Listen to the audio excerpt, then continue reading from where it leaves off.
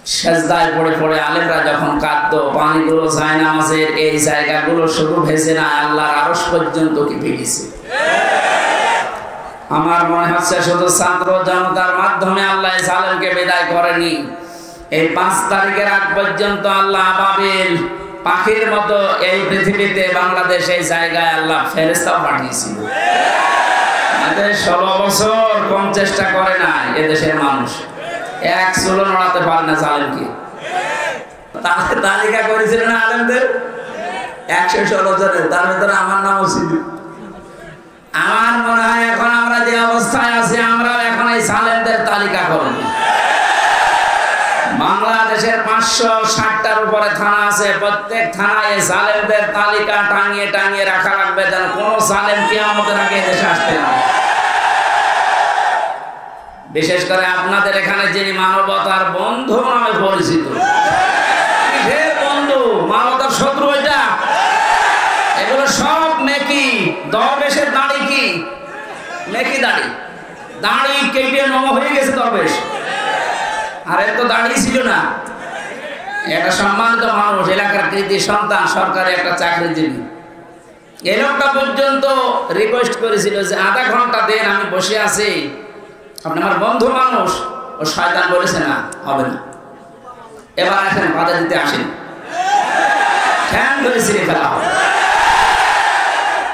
বাংলাদেশের গোয়েন্দা বিভাগের সর্বোচ্চ পর্যায়ে এখন যিনি আছেন প্রধান, আমাকে কয়েকদিন আগে কল দিয়ে বলছে, হুজুর যেখানে সেই ফোর্সে কথা বলা দরকার কোরআনের বলতে থাকবেন, কারো অনুমতি নেওয়ার দরকার নেই, কোনো বাধা নেই।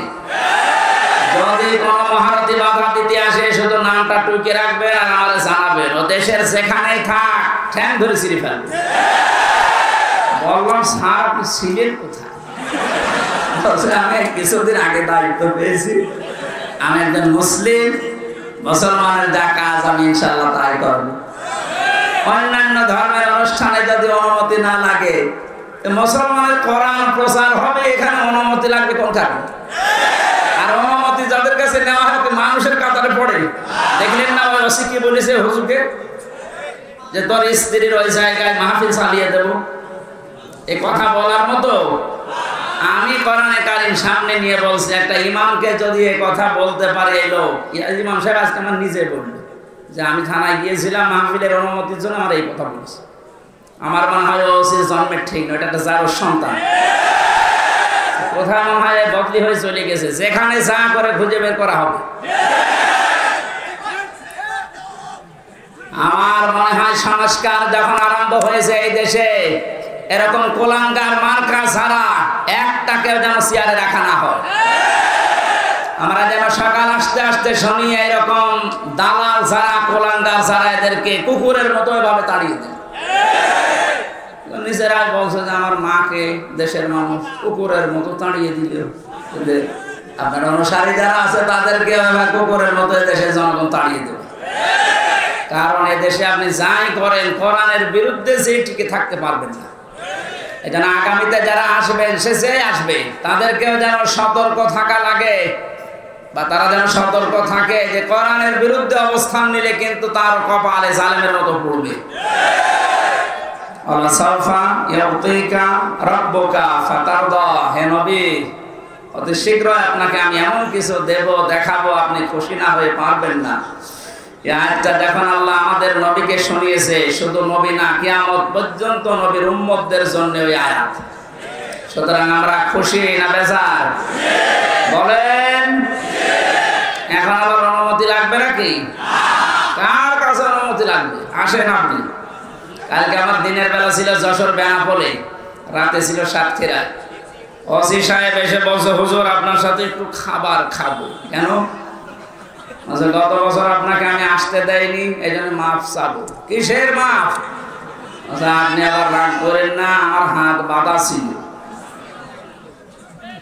কয়েকদিন আগে আমার মামলা যা ছিল সব আদালত ঢিসমিস করে দিয়েছে, সব খারিজ, বেকসুর খালাস, কোন দোষ পাইনি এরা 3টা বছরে। আমি মনে হয় যে বলতে গেলাম যে আদালত 3টা বছর তো মামলা আপনার কাছে আসতো, তখন তো বললেন না যে না কোনো কিছু পাচ্ছি না, মামলার বিচার করব কি দিয়ে। এখন বলছে যে কোনো মাল নেই, কি দিয়ে বিচার করব। এতদিন বললেন না? উনি লাজবাব, কিছু বলতে পারতো না। এই কথা বলতো যে হুজুর আমার হাত বাঁধা ছিল। কি বলতো? আমরা চাই ওনার যেমন এখন হাত খোলা। এদেশে 1628টা চেয়ার আছে, মেন জায়গা যারা চালায় এর 1627টা চেয়ার সব ছিল হাত বাঁধা, একটা চেয়ার শুধু হাত খোলা ছিল। কথা বলছেন? কালকে ওসি সাহেব ওইটাই আমরা জানিয়েছে যে আমরা যাই করে আমাদের হাত বাঁধা ছিল, কিচ্ছু করার নেই, খালি একটা হাত খোলা ছিল। আপনি কি মনে করছেন কাওয়া কাকু এরকম ফটফট করে ওর হাত খোলা? না, ওর হাত বাঁধা। ওরা যা বলতে বলে কাওয়া তাই বলে। আর বাকিগুলোর নাম নিতে আমার ঘৃণা লাগে, ওগুলো মানুষের ভেতরে পড়ে না। সুতরাং আমরা বৈষম্য বিরোধী ছাত্র আন্দোলনের মাধ্যমে যে স্বাধীনতা পেয়েছি, 9 দফা দাবি। কয় দফা? এর একটা ছিল যে আমরা কারো হাত বেঁধে রাখতে চাই না, সব হাত থাকবে খোলা। গতকালকে ডক্টর মোহাম্মদ ইউনূসের ভাষণ শোনেননি? কোনো হাত বাঁধা থাকবে না, সব হাত থাকবে কি? আমরা হাত খোলা থাকতে চাই। তাহলে ন্যায় বিচার কায়েম হবে ইনশাআল্লাহ। আর 100% ন্যায় বিচার কায়েমের জন্য এটা লাগবে, তাছাড়া সম্ভব না। প্রশ্ন আসতে পারে তাহলে উন্নত বিশ্বে যে সমস্ত দেশগুলো আছে ওখানে তো এটা কায়েম নেই, ন্যায় বিচারের না, ন্যায় বিচার নেই। আমি কয়েকদিন আগেও সিঙ্গাপুর, মালয়েশিয়া, থাইল্যান্ড সহ বহু দেশে ঘুরে আসলাম, কিচ্ছু পাইনি। হ্যাঁ, ওখানে নিয়ম নীতি ঠিক আছে, যেহেতু কোরআনে কারিমের বিচার ব্যবস্থা চালু নেই, এই জন্য অনেকের উপরে ওখানে অবিচার হচ্ছে। এই জন্য অবিচার মুক্ত করার জন্য, ন্যায় বিচার কায়েম করার জন্য এর বিকল্প দুনিয়ায় কিছু নেই, থাকতেও পারে না। এইটা দিয়ে যদি কেউ বিচার ফয়সালা না করে, আল্লাহর ভাষায় সে কাফের, সে জালেম, সে ফাসিক।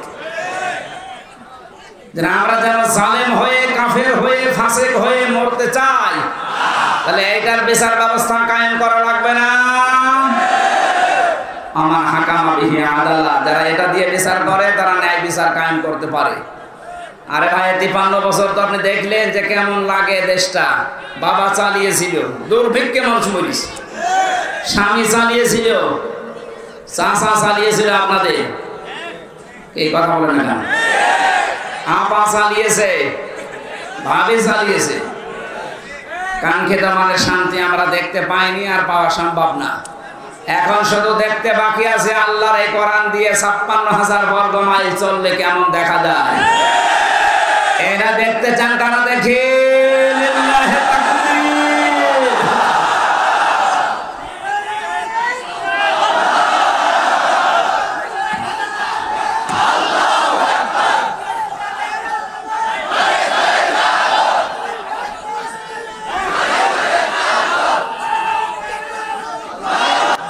আলহামদুলিল্লাহ,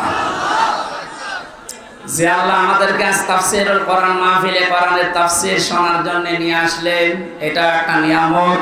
এই কারণে আমরা খুশি, বলছি আলহামদুলিল্লাহ। দরুদ পড়ছি, সালাম পাঠাচ্ছি আমাদের নবী মুহাম্মদ রাসূলুল্লাহ সাল্লাল্লাহু আলাইহি ওয়াসাল্লামের প্রতি। আমি গতানুগতিক কথা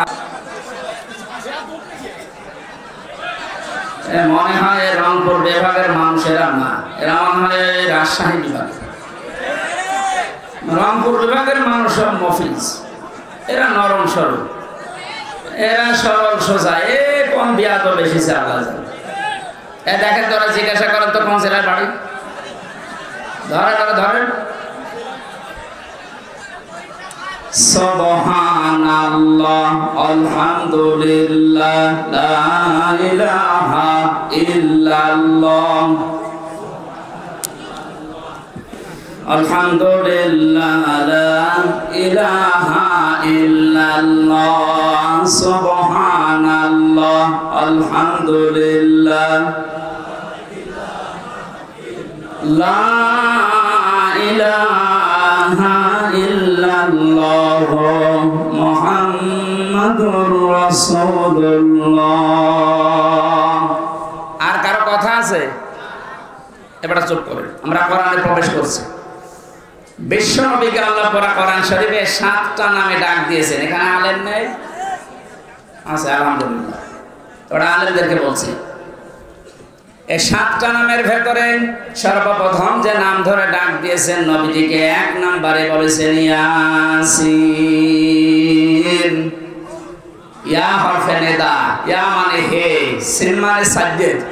তাফসিরে কাবিরে আল্লামা ফখরুদ্দিন রাজি রাহমাতুল্লাহ আলাইহি উনি 5টা অর্থ দিয়েছেন এই সিনের। উনি বলেন সিন মানে সাজ্জেদুল আলামিন, সিন মানে সাজ্জেদুল বাশার, সিন মানে সাজ্জেদুল কাউনাইন, সিন মানে সাজ্জেদুল আম্বিয়া, সিন মানে সাজ্জেদুল মুরসালিন। এবার একটা একটা করে আমি ব্যাখ্যা বলছি।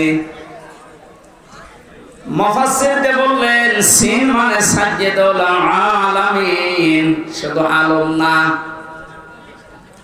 আল্লাহর ঘোষণা দেওয়ার নেতা। এই দুনিয়ায় মাত্র একজন, পৃথিবীর মানুষেরা যারা মনে করেন আমি নামাজ পড়ি, রোজা রাখি, খাস পর্দা করি, আমি জান্নাত পেয়ে গেছি, না।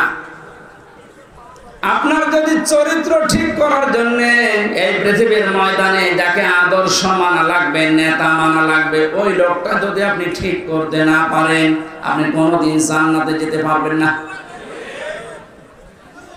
এটা যদি শুধু দুনিয়ার বিষয় হতো, কসম খোদার আমি বলতাম না এটা সরাসরি সম্পর্কিত আল্লাহ আখিরাতের সাথে।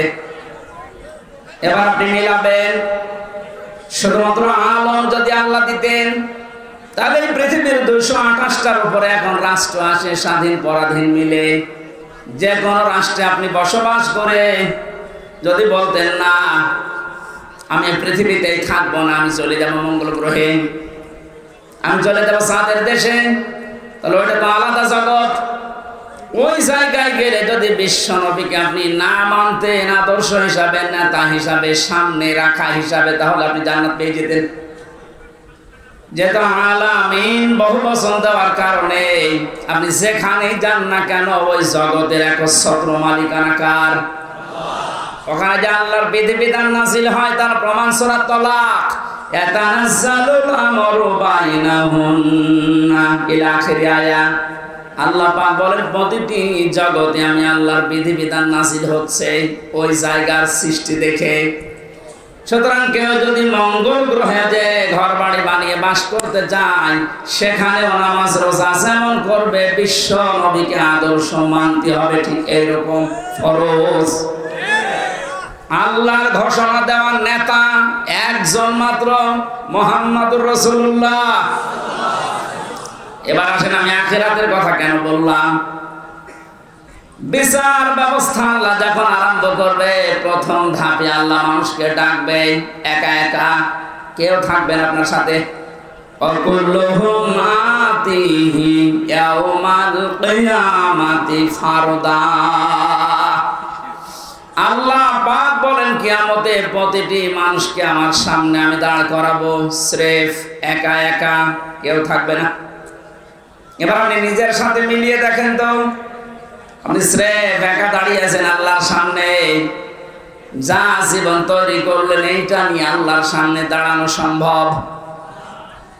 বলেন না। আমি একা থাকলে আমার মাঝে মাঝে মনে হয় আল্লাহ তুমি যদি বলো হামজা 2024 সালের আগস্ট মাসের 31 তারিখ পর্যন্ত তোর মাফ করে দিলাম, যা তোর হিসাব দেওয়া লাগবে না। শুধুমাত্র সেপ্টেম্বরের 12, এই 12টা দিন হিসাব দিয়ে জান্নাতে চলে যা। আমার যা অবস্থা, এই 12 দিনের হিসাব জোগাড় করা এখনো সম্ভব না। আপনারা পারবেন না? আপনারা পারবেন।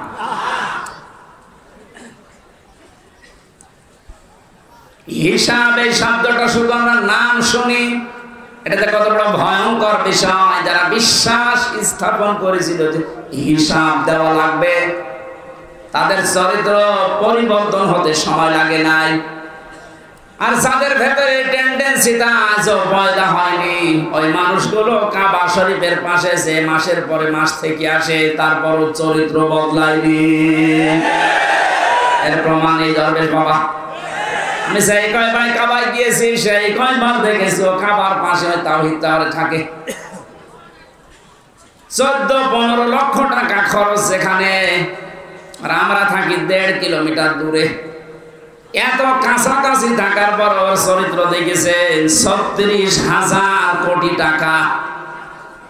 অথচ পদ্মা সেতু বানাতে লেগেছে ৩২,০০০ কোটি, তা তো মারিন কাটিং।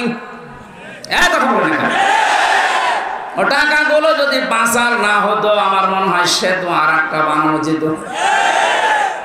কয়েকদিন আগে মালয়েশিয়া দেখলাম পেনাংয়ের পাশে 2টা সেতু পাশাপাশি, একটা 18 কিলো, একটা 9 কিলো। আমাদেরটা হয়ে যেত। এই টাকাগুলো সব এত বড় দরবেশ যদি এই কাজ করে, ওর একটা বড় জীবনে চিন্তা আসে না যে আমাকেও দাঁড় হওয়া লাগবে আল্লাহর সামনে। ও জীবনে ৩৬,০০০ কোটি না ৩৬ টাকাও এখান থেকে এখানে করতে পারতো না। কালকে যশোরের বেনাপোলে যিনি আমার মাহফিলের সভাপতি ছিলেন, বাংলাদেশ জামাত ইসলামের কেন্দ্রীয় কমিটির শোরা সদস্য উনি মাওলানা আজিজুর রহমান, ওনার জীবন চরিত্র শুনলাম আশপাশের মানুষ থেকে।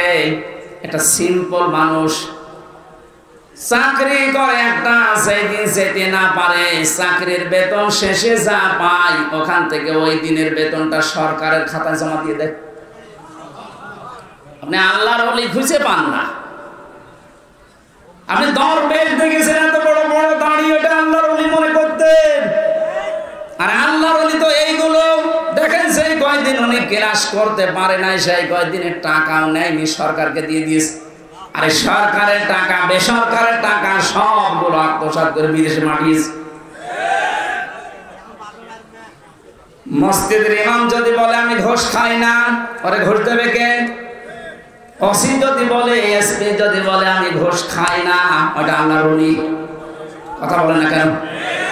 যে লোকটা অনেক কিছু করার সম্ভাবনা ছিল তার জীবনে, সব কিছু ছেড়ে দিয়েছে, এত পরিচ্ছন্ন জীবন যাপন করছে, এই মানুষটাকে যদি আপনি দাঁড় করাতে পারেন, সংসদের একটা চেয়ারে এরকম 151 জন বসিয়ে দিতে পারেন, এই দেশটা পৃথিবীর ভেতরে রোল মডেল হয়ে যাবে। এতদিন চোরগুলো বসিয়ে আন্দাজে ধোয়া তুলতো যে এ বিশ্বে আমরা রোল মডেল। কিসের রোল মডেল? চোরে। কিসের? ডক্টর মোহাম্মদ ইউনূস গত পরশুদিন জানিয়েছেন যত টাকা পাচার হয়েছে প্রায় 4 ভাগের 3 ভাগ সব নিয়ে আসার ব্যবস্থা হচ্ছে, বাকিটাও চলে আসবে ইনশাআল্লাহ। আমার মনে হয় টাকাগুলো যদি আসতে না পারে, যাদের বউ ছেলে মেয়ে স্ত্রী পুত্র এদেশে আছে ওদেরকে রাষ্ট্রের কাজে লাগান, কোনো ছাড় নেই। যে বেতন পায় ওই বেতন দিয়ে তো সংসার চলার কথা না, অথচ বেনজিরের আলাউদ্দিনের চেহারা বেশ। এই জন্য যদি টেন্ডেন্সি তৈরি করতে না পারেন, জীবনে আপনার এই জীবন পরিচ্ছন্ন হওয়া সম্ভব না। খলিফাতুল মুসলিমিন হযরত ওমর, এই এদিকে তাকান, রাদিয়াল্লাহু তাআলা আনহু ছেলেটাকে ভর্তি করে দিলেন এক মাদ্রাসায়। প্রধান বিচারপতি ওই সময় হযরতে আলী রাদিয়াল্লাহু তাআলা আনহু, তিনিও তার সন্তান হোসাইনকে দিলেন মাদ্রাসায়। হযরত হোসেন কলম ফেলে দিচ্ছে টেবিল থেকে, ডাক দিয়ে বলেন আব্দুল্লাহ তুলে দাও। একবার, দুইবার, 3 বার তুলে দেওয়ার পরে ওনার কাছে রাগ হয়ে, হোসাইন বারবার কলম ফেলো, আমারে তুলতে বলো, আমি কি তোমার খাদেম? তুমি কি চাকর রেখেছো আমারে? হযরত হোসেন রাগের মাথায় বলে ফেললেন, আব্দুল্লাহ তুমি শুধু চাকর না, শুধু খাদেম না, তুমি খাদেমের বাচ্চা খাদেম। ওই সময় উনি প্রেসিডেন্টের ছেলে, বাড়িতে গিয়ে বলছে আব্বা আমি আর মাদ্রাসায় যাব না। কেন? হোসেন আমাকে গালি দিয়েছে আমি নাকি খাদেমের বাচ্চা খাদেম, অথচ তুমি তো দেশের প্রেসিডেন্ট। তুমি যদি এর বিচার না করো মাদ্রাসায় আমি পড়বো না। ঠিক আছে, আজকে না সোমবার দিন বিচার হবে। অনেক খুতবা দিচ্ছিলেন, বয়ান বন্ধ করে বললেন হোসাইন আসো। বলে হ্যাঁ, এদিকে আসো। তুমি আমার ছেলেকে গালি দিয়েছো? হ্যাঁ দিয়েছি। কেন দিলে? হযরত হোসাইন ডাক দিয়ে বলে, খলিফাতুল মুসলিমিন, আমিরুল মুমিনিন, আপনার সম্মান আছে, আমি সম্মান দিয়েই বলছি, আপনি নিজের থেকেই বলেন তো আপনি কি আমার নানার খাদেম ছিলেন না? হযরত ওমর কথা বন্ধ হয়ে গেছে, তাই তো, এভাবে তো আমি ভাবিনি। তিনি বললেন, হোসাইন যে কথাটা তুমি বললে এটা কি লিখে দিতে পারবা? কাগজ কলম নিয়ে আসেন। খেজুরের পাতা নিয়ে এসেছে, আমি লিখে দিলেন ওমর আমার নানার খাদেম ছিল, আমি দেখেছি, ইতি হোসাইন ইবনে আলী, সই করে দিলাম। কাগজটা হাতে নিয়ে হযরত ওমর চমা খেলেন, ডাক দিয়ে বললেন নবীর সাহাবীরা বিচার হয়ে গেছে। হযরত আব্দুল্লাহ তো ছোট মানুষ, বসে না, বলে আবা কি করে বিচার করলে, একটা বিচার হলো, হোসেনকে কিছু বলবা না? হযরত ওমর বলে সন্তান, যে বিচার করেছে শুধু দুনিয়া না আখিরাতেও কাজে লাগবে। আমি যখন মারা যাব এই কাগজটা আমার কাফনের ভেতরে দিয়ে দিও। বিচার যখন শুরু হবে, আমার আল্লাহ পাক যদি আমার জীবনের কিছুই পছন্দ না করে, এই কাগজটা তুলে দেখাবো রব্বুল আলামিন, তাকাও এদিকে, তোমার নাম নবীর নাতি লিখে দিয়েছে, আমি নবীর খাদেম ছিলাম। তুমি আমার বিচারটা সহজ করে আমার মাফ করে দাও। জান্নাতের গ্যারান্টি পেয়েছে জিন্দা অবস্থায়। আকাশের যে তারকা দেখতে পান, নবীজি বলেন কেউ যদি গণনা করে হয়তো একদিন শেষ করে ফেলবে গণনা করে। কিন্তু হযরত ওমর 26 বছর বয়সে মুসলমান হওয়ার পর যত নেকির কাজে আঞ্জাম দিয়েছে, কিয়ামত পর্যন্ত কেউ যদি ওমরের নেকি গণনা করে শেষ হবে না। কোন পর্যায়ের মানুষ ছিলেন উনি, হিসাব নিয়ে কত ভীত সন্তুষ্ট ছিলেন। কিয়ামতে বিচার ব্যবস্থায় প্রথমে আল্লাহ আপনাকে দাঁড় করাবে, কিন্তু স্রেফ একা কেউ থাকবে না আপনার পাশে। দ্বিতীয় স্টেপে আল্লাহ আপনাকে একা ডাকবে না, এইটা বোঝানোর জন্য আমি বলছিলাম, ভালো করে খেয়াল করেন। ইয়াওমা নাদউ কুল্লা উনাসিন বিইমামিহিম, সূরা বানী ইসরাঈলের 72 নম্বর আয়াতের প্রথম অংশে আছে। রব্বুল আলামিন বলেন কিয়ামতের দিন প্রতিটি মানুষকে বিচারের দ্বিতীয় ধাপে এবার তার নেতার সাথে ডাক দেব। কার সাথে? আরো জোরে বলেন। আগে নেতা, এরপরে কর্মী। বাংলার মানুষেরা বারবার এমনি খেলা করার জন্য বলছে না, এই জন্য বলছি। আপনি এবার বিবেক দিয়ে বলেন, যাকে নেতা মানেন, যার আদর্শ মতো চলে, স্লোগান দেন যার পেছনে, এই লোকটা যদি কিয়ামতে আপনার সামনে থাকে, ওর যে চরিত্র, ওর যে সুরত সিরাত আপনি তো নিজেই জানেন। ওকে সামনে দেখলে আল্লাহ মাফ করবে বলে মনে হয়? বলছেন না, তো এখনই ধরা খাও। দেখলেন আপনারা নিজেরাই বলছেন যে না, যার পেছনে আছি এরে দেখলে আল্লাহ মাফ করার কথা না, কারণ এর ভেতর বাইরের কিছুটা কিছু আমি জানি। এই লোকটাকে যদি এখনই এই বিশ্বাস করেন যে না, ওরে দেখলে আল্লাহর আরো রাগ হয়ে যাবে, তাহলে এই মুহূর্তে আপনার সিদ্ধান্ত পাল্টাতে হবে। যদি এটা রাজনীতি মনে করেন, হ্যাঁ এটা রাজনীতি। আপনি এমন মানুষের পেছনে থাকবেন কিয়ামতের ময়দানে যাকে আল্লাহ দেখলে আল্লাহর রাগ না, আল্লাহর আনন্দ বেড়ে যাবে। এরকম মানুষ দেশে নেই। এর দলিল আছে সূরা নিসা 5 নাম্বার পারা 6 নাম্বার পৃষ্ঠা 9 নাম্বার লাইনের 59 নাম্বার আয়াতের প্রথমে আছে জাতীয়, এই ফেল, এই ভার, এই ক্রিয়া, এই শব্দটা আল্লাহ নিজের নামে আর রাসূলের নামে রেখেছেন, কিন্তু উলিল আমরের আগে আল্লাহ এই শব্দটা দেননি। যতগুলো তাফসীর আমি দেখেছি, মুফাসসিরিন ইকরাম সবাই একমত, আল্লাহ রাসূলকে মানতে হবে, কোনো প্রশ্ন করা যাবে না। আল্লাহ রাসূলের পরে যদি দুনিয়ায় কাউকে কেউ মেনে চলতে চায়, অবশ্যই দেখতে হবে লোকটা আল্লাহ রাসূলকে মেনে চলে কিনা। এটা যদি আজ আমরা ওয়াজ শোনার পরে মেনে নিতে পারতাম, আমার মনে হয় অনেকের এটা 100 ভাগ বিশ্বাস হয় না, 80 ভাগ বিশ্বাস হয়। এই আয়াতকে আমি বানালাম, বলেন বলেন, 1500 বছর আগে নাযিল করা আয়াত। সুতরাং আজকে সিদ্ধান্ত নিয়ে বাড়ি যাবে, যারা আল্লাহ রাসূলকে মানে না, ওই দল যদি আমার বাবাও কায়েম করে আমি ওই দল করি না। যারা আল্লাহ রাসূলকে মেনে রাজনীতি করছে, নেতাগিরি করছে, নেতৃত্ব দিচ্ছে, এই লোকটা যদি আমার দোলা ভাই নাও হয়, আমার চাচা নাও হয়, এক কথা বলেন না কেন? নামাজ যেমন ফরজ মনে করে পড়ি, এর পেছনে আমি ফরজ মনে করে থাকবো, কারণ নির্দেশ কার? নাকি আল্লাহর নির্দেশ নেই? যেহেতু আল্লাহর ঘোষণা দেওয়া নেতা পৃথিবীতে মাত্র একজন, আমাদের খুব হিসাব করে দুনিয়ার জীবন চালাতে হবে। আল্লাহ রাসূলকে যে মানি না, ও যদি পীর সাহেব হয় আমি ওকে মানি না, ওর পেছনে আমি নেই। অনেকেই মনে করেন আমি নামাজ পড়ি, আমি হজ করে আসলাম বারবার, আমার হজের এজেন্সি আছে, এরপরও আমি জান্নাত পাবো না। আপনি তো হজের এজেন্সি নিয়ে মসজিদের সভাপতি, এই হাত উড়িয়া আপনি তাকান আবু জাহেলের দিকে, ও কাবা শরীফের সভাপতি ছিল। আপনি যে মসজিদের সভাপতি কে এসে নিয়ে বারবার ডিস্টার্ব করে।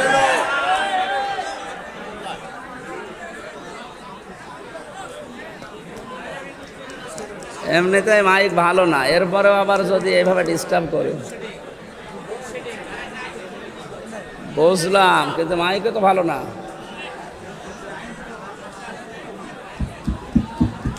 মাইক আমার গলা টানছে, আমার গলা ভেঙে যাচ্ছে।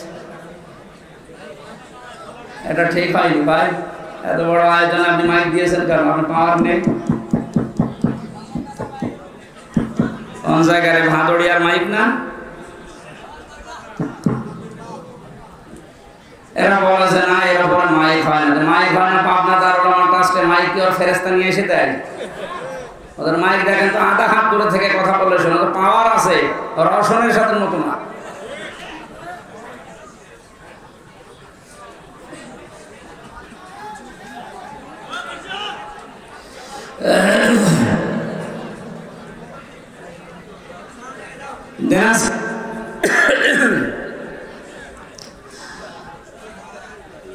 সূরা আরাফের 8 পারা 20 পৃষ্ঠা 3 নাম্বার লাইনে একটা আয়াত আমার বেশি বেশি করে মনে পড়ে। এটা ফাজাইনাহু আহলাহু ইল্লা মারাতাহু কানাত মিনাল গাবিরিন। আমি যত তাফসীর বিশ্ববিদ্যালয়ে বসে বসে প্রায় 42টার উপরে আমি একটা একটা করে দাঁড় করিয়েছিলাম, দেখি কি প্রত্যেকটা কি। সবগুলো মুফাসসির আয়াতের ব্যাপার এক কথায় লিখেছেন। হযরত লূত আলাইহিস সালামের জামাত দুইজন ফেরেশতা এসে লূত নবীকে বললেন, আপনার উম্মত যারা আছে তাদেরকে নিয়ে আপনি চলে যান, কিন্তু সাবধান আপনার স্ত্রীকে নেবেন না, এখানে আমরা আল্লাহর গজব নাযিল করব। প্রশ্ন আসতে পারে, লূত নবীর স্ত্রীর চরিত্র খারাপ ছিল? না না, পৃথিবীর কোন নবীর স্ত্রীর চরিত্র খারাপ না, কারণ কোন হারাম রক্তের ভেতরে আল্লাহ নবীদের রক্ত প্রবেশ করার নাই। আমরা আজ দেখতে পাই অনেকের হারাম রক্ত, এ কারণে আন্ডা বাচ্চা যা হয় ওগুলো হারাম হয়। হযরত নূহ আলাইহিস সালাম এই কারণে 950 বছর পরে তিনি দোয়া করেছিলেন, লা তাদার আলাল আরদি মিনাল কাফিরিনা দাজ্জারা। হে আল্লাহ, জালেমদের কাফেরদের একটা আন্ডা বাচ্চা পর্যন্ত জমিনে না থাকে, কারণ যেটা থাকবে ওর পেট থেকে যেটা আসবে ওটা হারামি হবে। এজন্য জালেম ছাড়া তারা যেহেতু বিদায় নিয়েছে, আনাসে কানাসে এখন যেগুলো আছে বিভিন্ন জায়গায় দায়িত্বে, আমরা এগুলোর একটাকেও দেখতে চাই না, কারণ এর পেট থেকে সামনে যাবে ওটা ডবল হারামি হবে। কয়েকদিন আগে বাংলা একাডেমির না কোন শিল্পকলা একাডেমির একজন দায়িত্ব পেয়েছে একটা নাস্তিক, সৈয়দ জামিল আহমেদ। এই লোকটা আল্লাহর কোরআন কারীমের পর্দা একটা ফরজ বিধান বলছে 2024 সালে পর্দা মেয়েদের দরকার নেই। ওয়াজ মাহফিল, তাফসীর মাহফিলের কাউন্টার হিসেবে গান বাজনার আয়োজন করো। জীবন দিয়ে যারা আবু সাইদের মতো, মুগ্ধ ভাইয়ের মতো, রায়হানের মতো, রফিকের মতো, ইয়ামিনের মতো আল্লাহ রাসূলকে বিশ্বাস করা মানুষগুলো যারা জীবন দিয়ে এই দেশটাকে স্বাধীন করে আমাদেরকে দিয়ে গেল, এই স্বাধীন দেশে কয়েকদিনের ভেতরে এমন মানুষকে দায়িত্ব দিলেন যে আল্লাহর ফরজ বিধান পর্দায় মানে না। আমরা ইমিডিয়েটলি এই লোকটার পদত্যাগ দাবি করছি। আমাদের আওয়াজ হয়তো পর্যন্ত যাবে না, কিন্তু আরশ পর্যন্ত চলে গেছে, কারণ বিধানটা কার? পর্দা করা লাগবে মেয়েদের, এই বিধানটা হামজার। আরো জোরে বলেন। সৈয়দ জামিল আহমেদকে আমি ব্যক্তিগতভাবে ঘৃণা করছি এই কারণে, কারণ কোরআনের বিরুদ্ধে, আল্লাহর বিরুদ্ধে। আর আল্লাহ বিরোধী কোন লোক আমরা এই ৯৬% মুসলমানের দেশে দেখতে চাই না। এর পদত্যাগ দাবি করেন কারা কারা দেখে? লিল্লাহি তাকবীর।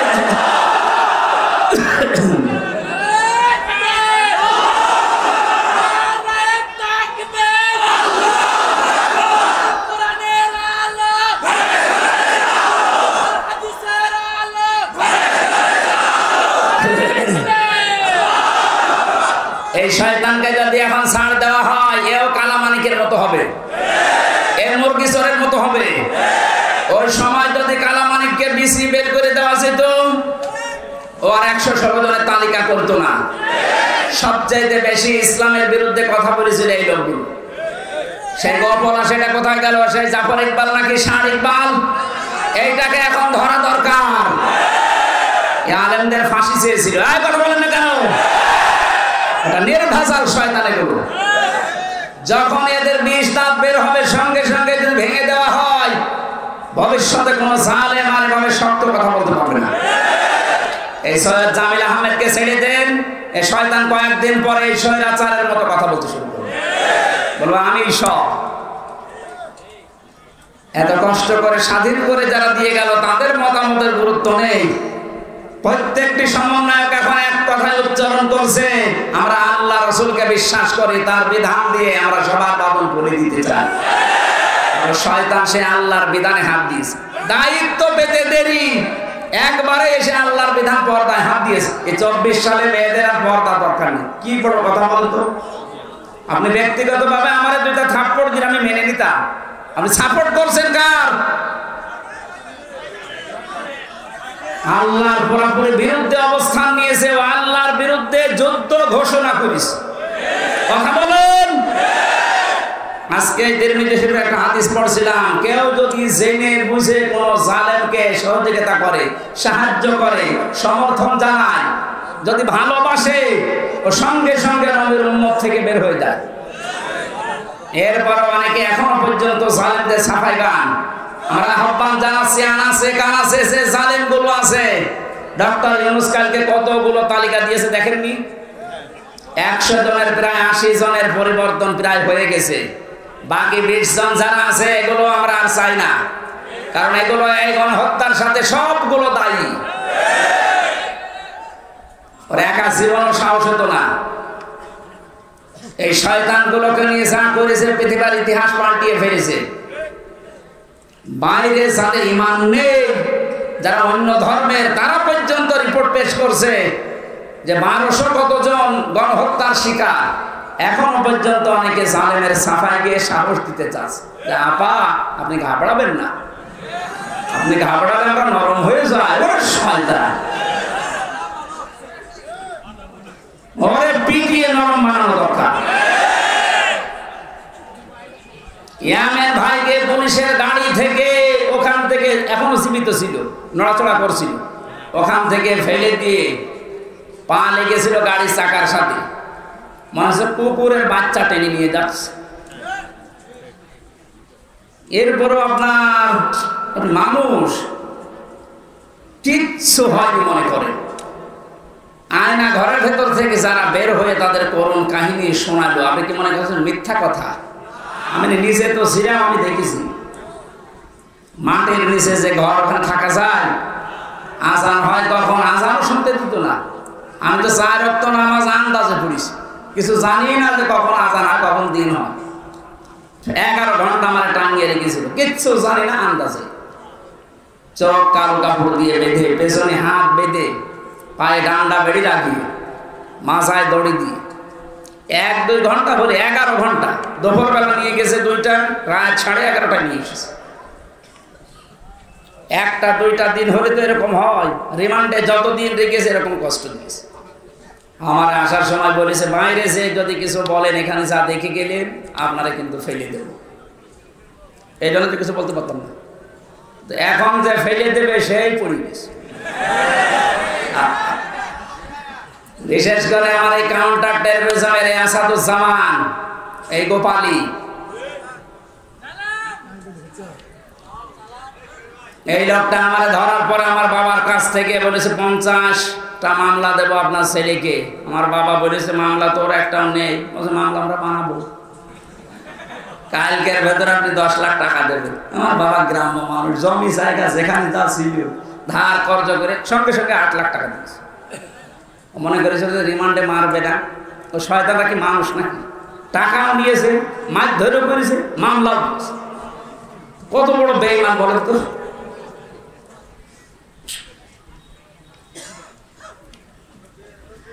জালেমের পক্ষে যারা সাফাই গান, আপনি আর মানুষ নেই, আপনি আল্লাহর মামলার আসামি। এইটা আমি বানালাম। সূরা শুরা 42 নম্বর আয়াতের প্রথম অংশে আছে আল্লাহ পাক বলেন ইন্নামাস সাবিলু আলাল্লাযিনা ইয়াজলিমুনান নাস। পৃথিবীতে যারা মানুষ হয়ে মানুষের উপরে জুলুম করে, অত্যাচার করে, নির্যাতন চালায়, আমি আল্লাহ নিজে তার বিরুদ্ধে মামলা দেব। বাংলাদেশে 1628 জন মানুষ মেন দায়িত্বে ছিল, আর প্রত্যেকটি এরা জুলুমকারী। যে যে বিভাগে ছিল ওই বিভাগেও জুলুম করেছে। এখন বলেন না কেন? বিচার বিভাগে বলেন, প্রশাসনে বলেন, যা যা বিভাগ ছিল প্রত্যেকটি জায়গায় যারা চেয়ারে ছিল প্রত্যেকটা জালেম আর জালেমের দোষর। অনেকে বলে আমার হাত বাঁধা। হাত বাঁধা তোর চেয়ারে বসে থাকার দরকার কি? তুই ভ্যান চালা। হাত বাঁধা বলে তুই জালেমকে সাপোর্ট করবি?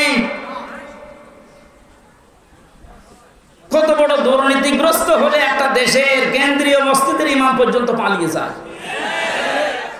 জাতীয় মসজিদের ইমাম পালিয়ে গেছে না? কি আশ্চর্য!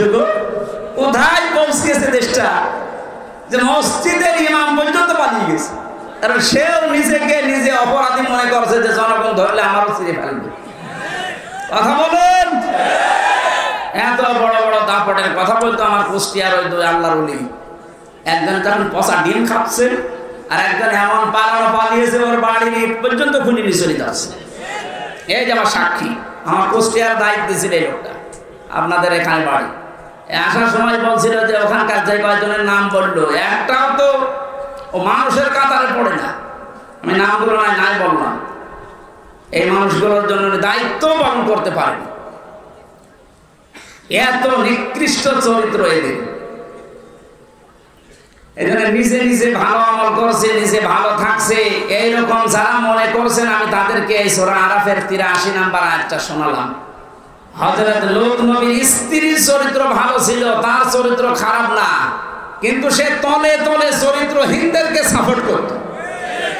বলেন, একটা নবীর স্ত্রী নিজে খারাপ না, নিজে চরিত্রহীনা না, কিন্তু চরিত্রহীন মানুষদেরকে তলে তলে সাপোর্ট করার কারণে আল্লাহ তাকে যদি জাহান্নামে দেয়, আপনাকে দেবে 1 আর 2। উনি মনে করছেন আমি নামাজ পড়ি, রোজা রাখি, আমার এত বড় দাড়ি, আমার বউ পর্দায় থাকে, তাতে কি হয়েছে? আপনি সাপোর্ট করেন কাকে? কথা বলেন। আশা করছি আপনার শুভবুদ্ধির উদয় হবে। আমার বংশের 100 জনের প্রায় 98 জন এ জালেমের সদস্য ছিল।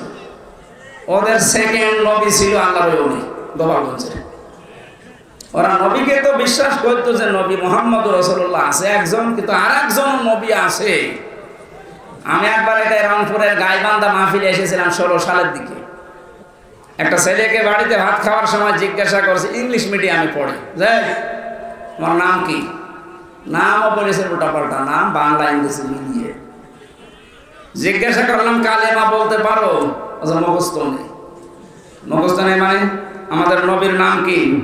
এরশাদ। উনি তো রাস্তাঘাট বানায়, তার মানে রাস্তাঘাট বানিয়েছে এলাকায় এরশাদ সাহেব। ও মনে করা এটা মনে হয় নবী। আমার বংশের লোকের চরিত্র এরকম ছিল। নবী একজন আছে মুহাম্মদ রাসূলুল্লাহ, কিন্তু ওরা সেকেন্ড নবী হিসাবে মনে করতো। এইরকম শক্ত গোড়া।